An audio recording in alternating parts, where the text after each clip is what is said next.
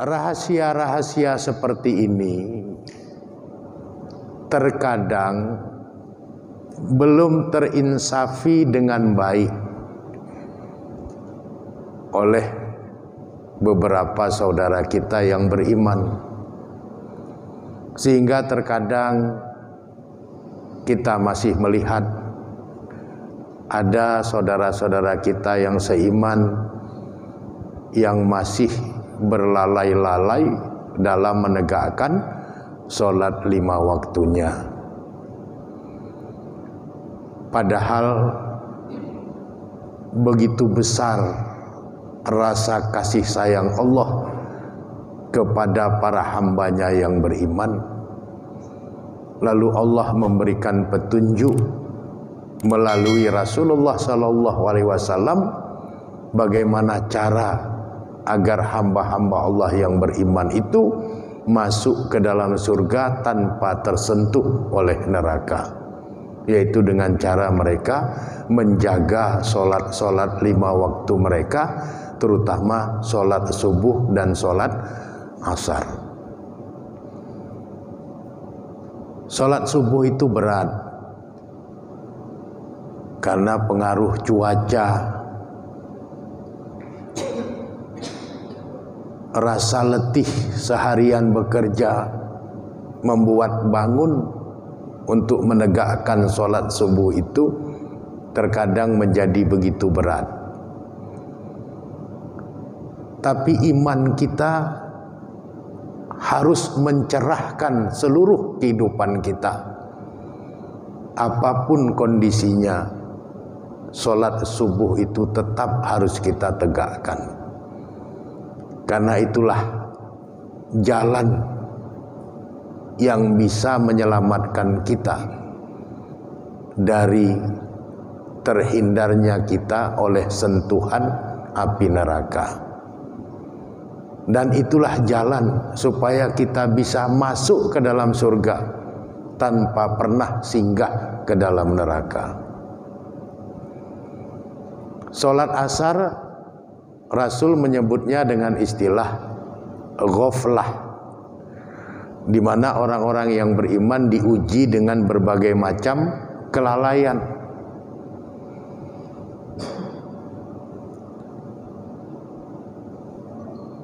Menjelang sholat asar itu banyak orang lalai. Jadi kita diingatkan. Allah mengingatkan itu secara spesifik, secara khusus, agar kita menjaga sholatul wusta, sholat asar kita. Kemudian para hamba Allah yang menjaga ibadah sholat 5 waktu mereka ini hidup di dalam jaminan Allah Subhanahu wa taala. Sebagaimana yang dijelaskan oleh Rasulullah sallallahu alaihi wasallam dalam hadis riwayat Imam Muslim, nomor hadisnya 163. Nabi bersabda, "Man shalla sholata subhi fahuwa fi zimmatillah." Siapapun yang menegakkan sholat subuh, fahuwa, maka dia fi zimmatillah, berada di dalam jaminan Allah. Jadi kalau Allah yang sudah menjamin eksistensi keberadaan seorang hamba dalam hidupnya, maka siapa lagi yang bisa ganggu? Kalau yang menjamin itu Allah Subhanahu wa taala, Al-Khaliq, Sang Maha Pencipta semua makhluk. Maka sholat subuh itu harus benar-benar kita perhatikan. Jangan sampai kita meninggalkan sholat subuh kita. Karena begitu kita menegakkan sholat subuh, kita dijamin berada di dalam perlindungan Allah. Dimulai kita menegakkan sholat subuh itu sampai dengan masuk sholat subuh lagi, itu fi zimmatillah, kita berada di dalam perlindungan Allah. Rezeki kita dilindungi oleh Allah, kesehatan kita dilindungi oleh Allah, mara bahaya yang barangkali datang ini terhindar karena Allah memberikan perlindungan kepada kita. Jadi jangan pernah meninggalkan sholat yang 5 waktu, apalagi sholat subuh. Ada fadilah di dalam sholat subuh itu, yang fadilah itu tidak ada pada sholat yang lain.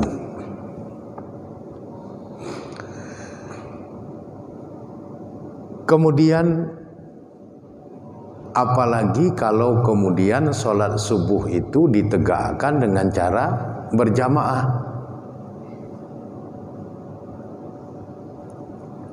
maka nilainya menjadi sangat tinggi.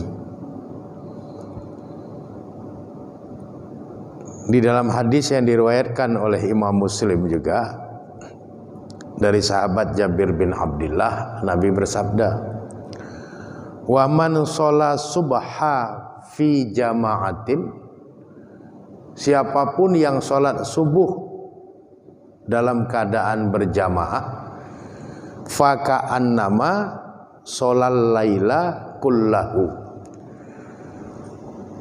maka sesungguhnya dia seakan-akan sholat sepanjang malamnya. Jadi kita menegakkan sholat subuh secara berjamaah itu nilainya sama seperti kita sholat sepanjang malam.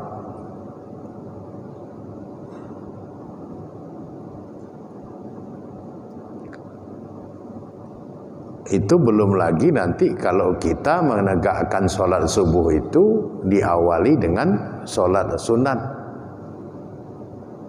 rawatib qobliyah subuh, sholat sunat fajar 2 rakaat, itu lebih berharga dari seisi langit dan bumi.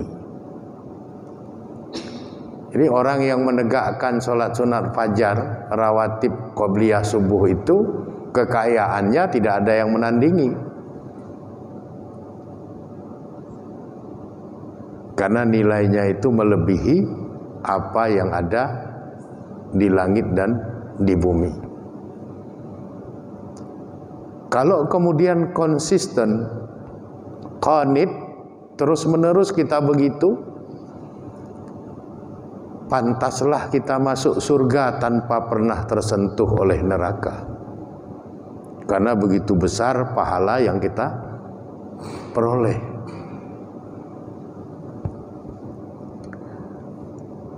Dan perlu kita pahami bahwa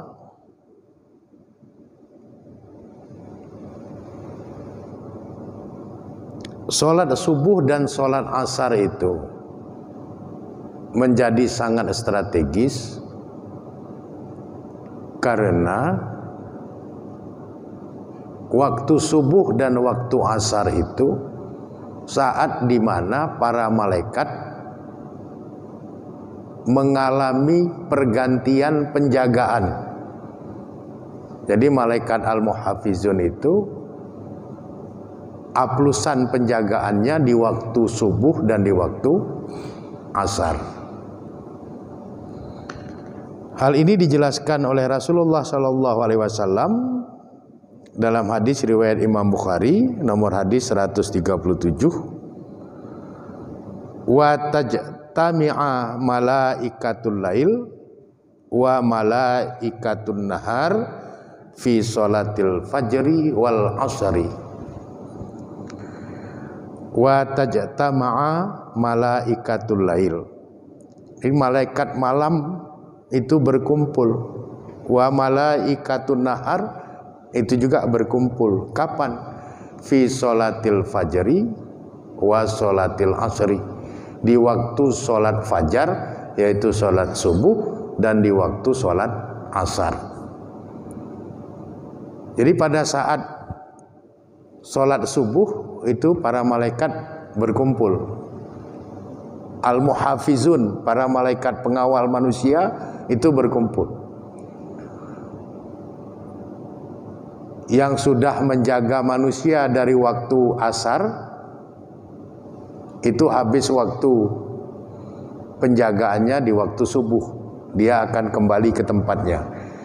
Dan yang akan menggantikan sudah datang untuk menjaga manusia itu dari subuh sampai ke asar kembali.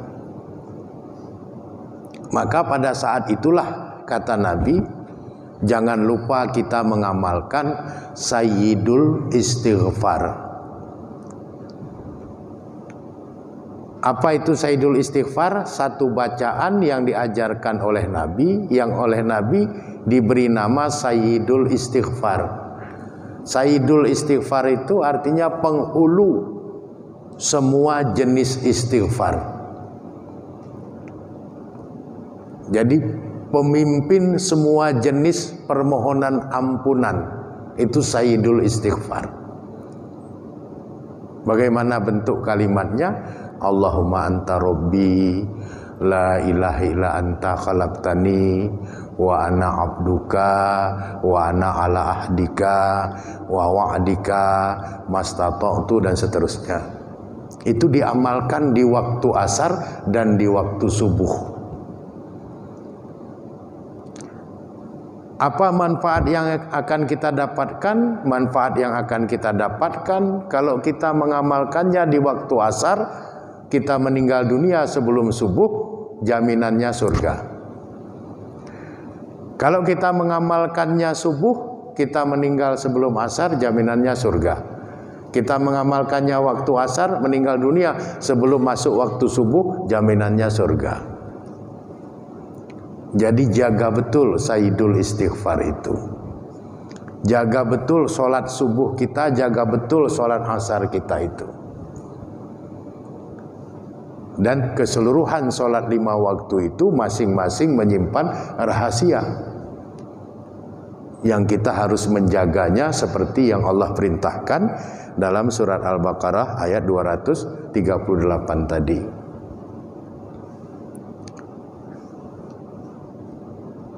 Kemudian jangan lupa kalau kita sudah selesai sholat 5 waktu, amalkanlah ayat kursi.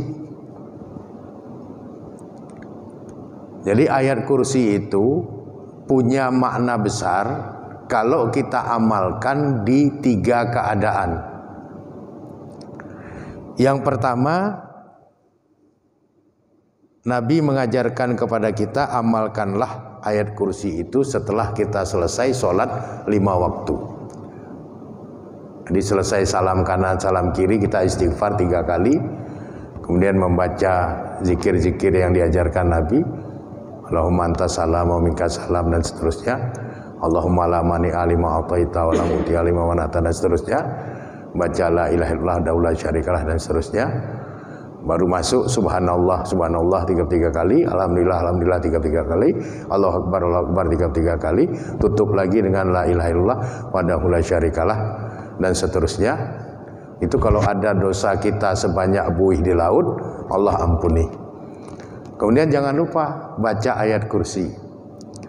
Kenapa baca ayat kursi? Di dalam hadis yang diriwayatkan oleh Imam An-Nasai dan Imam Al-Bukhari dan Imam Al-Baihaqi, sebagaimana yang termaktub di dalam kitab Sunanun Nasai dan kitab Sunanul Kubra lil Baihaqi juz 9 halaman 44, Nabi bersabda, man qara'a ayatul kursi, siapapun yang membaca ayat kursi fi duburi kulli sholati maktubah, di akhir tiap-tiap sholat yang 5 waktu, lam yamna'hu min dukhulil jannah ila ayamuta, tidak ada yang bisa menghalangi dia untuk masuk ke dalam surga ila ayamuta, kecuali kematian. Jadi kalau kita mengamalkan membaca ayat kursi setiap kali selesai sholat maktubah 5 waktu itu, Nabi bilang tidak ada yang bisa menghalangi kita masuk surga kecuali kematian. Artinya apa? Ya masuk surga itu harus mati dulu gitu. Orang yang nggak meninggal dunia nggak bisa masuk surga. Jadi hanya kematian saja yang bisa menghalangi orang mengamalkan ayat kursi setelah selesai sholat 5 waktu itu untuk masuk ke dalam surga. Ini artinya begitu dia meninggal dunia, surgalah tempatnya. Oleh karenanya jangan pernah tinggalkan amalan-amalan yang itu dicontohkan, dipraktekkan oleh Nabi Muhammad SAW dan disampaikan kepada kita untuk kita mengamalkannya. Baca Sayyidul Istighfar pagi dan petang, baca ayat kursi setiap kali selesai sholat 5 waktu. Itu tidak ada yang bisa menghalangi kita masuk surga kecuali kematian. Artinya kita meninggal dulu, baru nanti kita akan masuk ke dalam surga. Karena surga itu adanya di seberang kematian, bukan di alam dunia ini. Jadi syaratnya meninggal dulu, baru bisa masuk ke dalam surga.